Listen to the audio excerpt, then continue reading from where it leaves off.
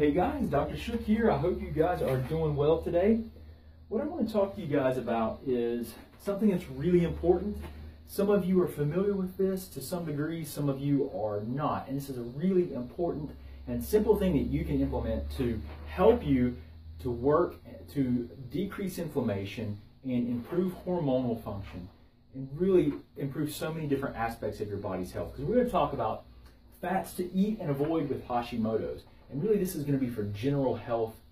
You know, this is not just Hashimoto's, but absolutely there are good fats and there are bad fats, and you've got to eat the right type for the right reasons. And I'm going to explain to you guys several of the things that I think you should consider following to really help to improve Hashimoto's or your health in general. Okay, so let's get started. So really, there's a concept, and there's something that I always kind of reflect upon when I'm presented with new information, and that is what I'm learning congruent with how I think our ancestors may have lived in the past? Before there was agriculturalism, before we raised all these crops and had such a large abundance of food, before there was an industrial revolution and there were all of these chemicals and things, how would we have interacted with our environment? How would we have eaten? How would we have, how would we have spent our day? Because what happens is that, what's new is old. So we learn these things and we learn new information. And I think when it's most true is when it would be and mimic how we would have interacted with our environment 1,000, 2,000 years ago, right? So this, or even further back, this way that we interact with our environment, I think is key. And if the principles and the things that we as educated human beings, people we're trying to research and figure out what's best, if that's congruent with how we would have lived from an ancestral perspective, I think we're on the right track. We are so smart, but we're also very good at creating solutions that actually cause more problems. Okay? So we want to look at these ancestral principles, and we always want to compare what we're doing and what we think to that, because I think that's where we find more true health. Okay? And the further that we deviate from living in congruence with our environment, the more and more sick we become. And with the 800,000 man-made chemicals in the environment, with all of the mercury and lead and heavy metals that are in the exhaust from cars, brake dust, the water, the paint, all of this stuff that we've used over the years, we are poisoned. And we have to address that. So one thing that's really important for basic systemic health, for improving immune regulation, for improving hormonal balance, for to create an anti-inflammatory environment, is to have the proper amount of the right fats. So following these ancestral principles is, I think, it equals the truth, right? That's the truth. And really what we're talking about here, guys, are omega-6 fats to omega-3s, and there should be a ratio.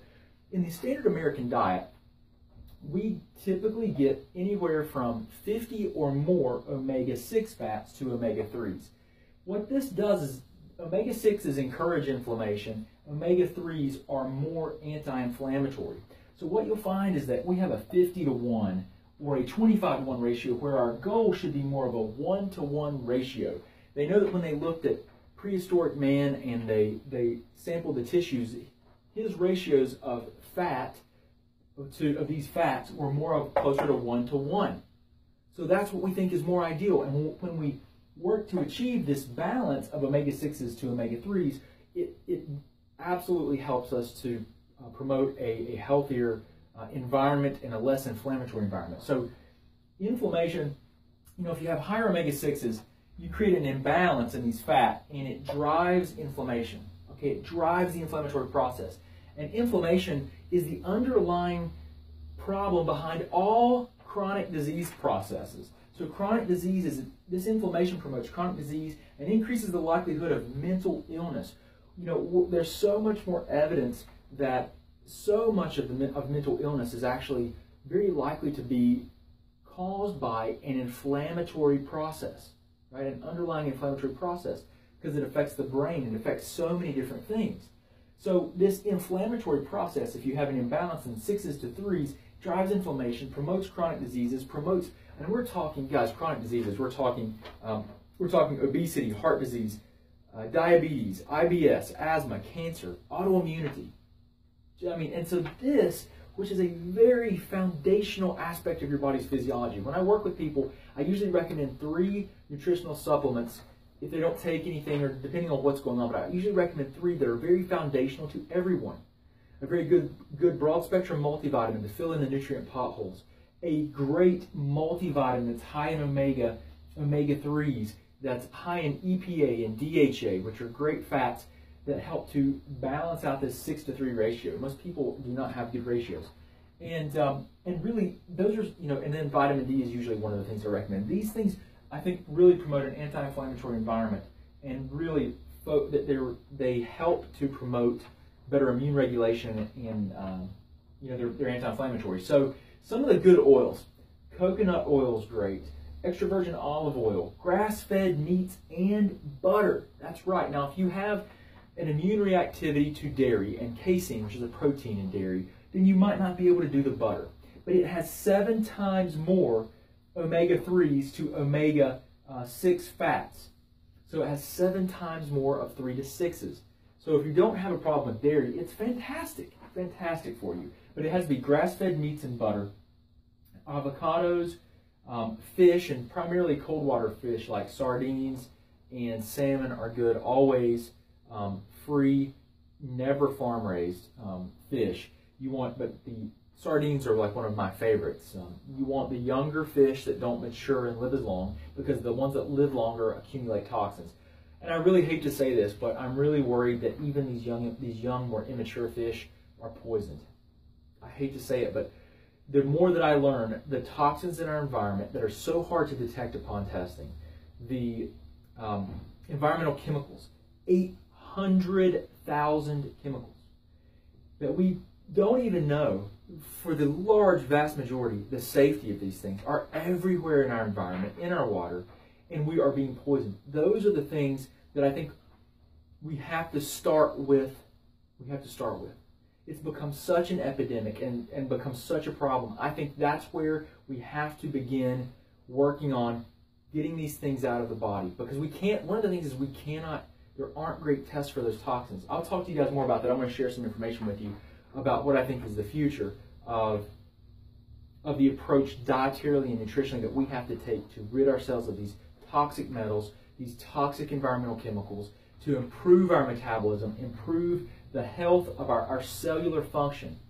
I'm going to talk to you about that in just a second. But this is the overall approach that you need to take with dietary fats. Okay, some of the nuts are also good. I wanted to mention that can be okay, but again, that's if you don't have a problem or reactivity to nuts. And it's true with any of these. If you react to any of these, the proteins in coconut or olives or avocados or some of these fish, then you would want to restrict those for a period of time before you introduce those back into your diet, or before you introduce those types of oils in. But ultimately, we want to try to build tolerance.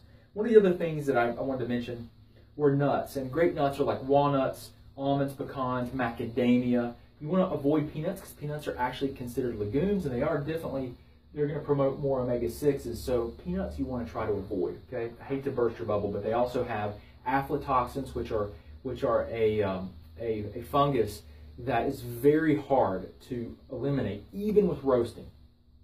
So you're getting a more inflammatory legume, not a nut, with all kinds of molds mixed in with it that have been shown to create lots of problems. So let's avoid peanuts. Okay, this is a very, very good thing. So guys, I want to share something with you. I was recently at a conference, and I was exposed to some things that I think are going to revolutionize the way we look at our health.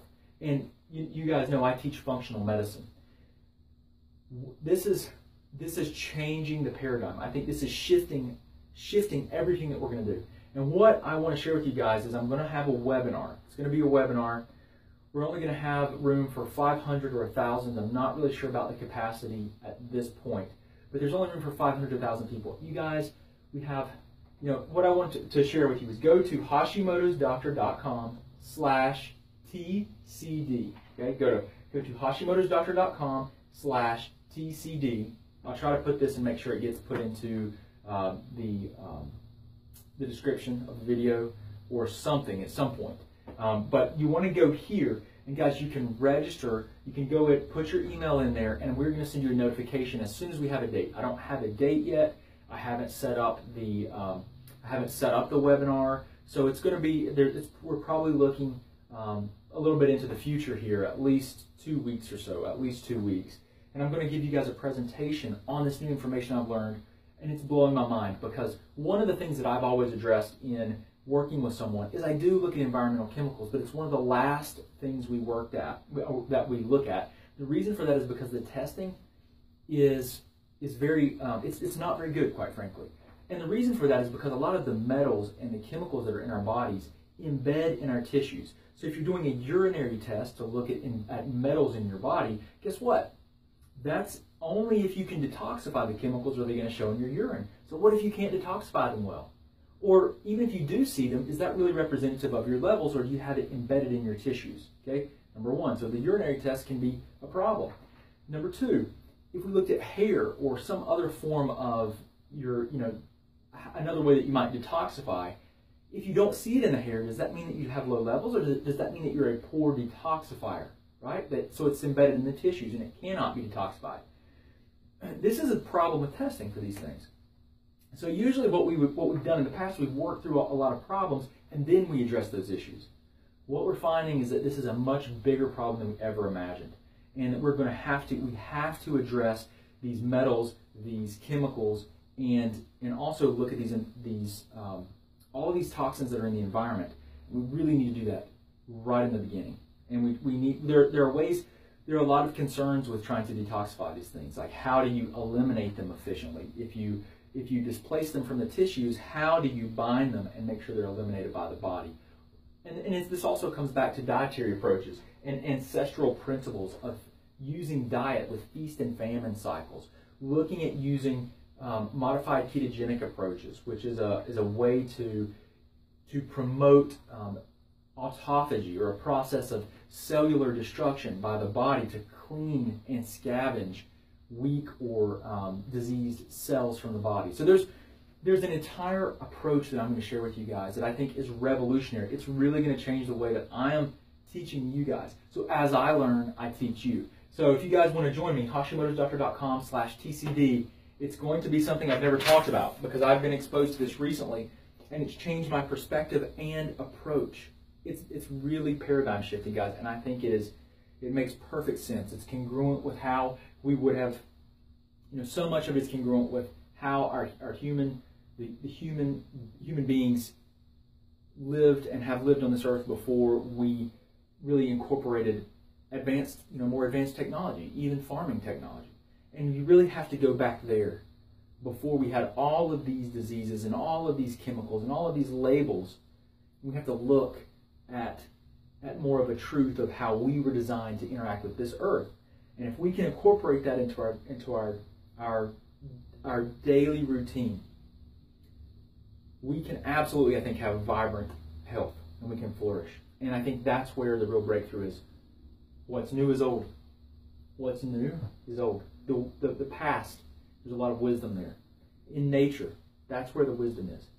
And the more that we try to engineer things as humans, and we try to correct the things that, or we try to manipulate our body and our physiology, I think that's where we create more of the problems. So I'm going to share with you guys some amazing stuff. So I can't wait for you to join me. We're going to talk about toxins, metals, environmental chemicals. We're going to talk about epigenetics. We're going to talk about ancestral dietary patterns, feast and famine cycles. We're going to look at ketogenic approaches. We're going to look at a lot of different things that we blend together, how to remove. It's going to be amazing. So join me here, hashimotosdoctor.com/TCD. We'll try to put a link somewhere. But guys, appreciate you so much. Remember, please help us share this message. Share it with other people. So please share our videos so that other people can learn more about this, because no one is getting this information. Think about how many people have no idea of some of these things which are very simple that they can do. They need to eat these types of oils, eliminate the vegetable oils. All the things that we have been taught are good. Many of those things are just the wrong thing. It's just like in the 1980s, right? We thought that it was a low fat and high carbs was the thing. And now what are we seeing? Now we're seeing the repercussions, and we're seeing diabetes on massive scale. We're seeing Alzheimer's, which is which is being called type 3 diabetes. We're seeing massive increased rates of chronic disease processes. We got it wrong. Fat is good. The carbohydrates and high carbohydrates are not the thing to do. So we've got to rethink what we've been doing, and we've got to look at really at the truth and try to do the things and live congruent with our environment. And so I'm going to talk to you guys about so much. I'm super excited for you to get that information, but I want to share this with you because this is something simple that you guys can implement now. If you have any questions though, please let me know. Guys, thank you so much. Remember, our goal is to help educate you so you can become your own advocate, help yourself, and be better partners with your doctors because they need your help. Just as much as you need their help, they need your help. They need you to help them help you. But you've got to come from the right place, guys. They're under a lot of stress. So I talk about that a lot, and I hope you guys understand that. They're good people trying to help you out, but under a tremendous amount of stress. So, guys, please, appreciate you so much. Share our videos. Give me some thumbs up. Put some comments in here if you have questions, and let us know how we can help you out. But I really appreciate you spending this time with me, and I look forward to talking to you again soon. Thanks.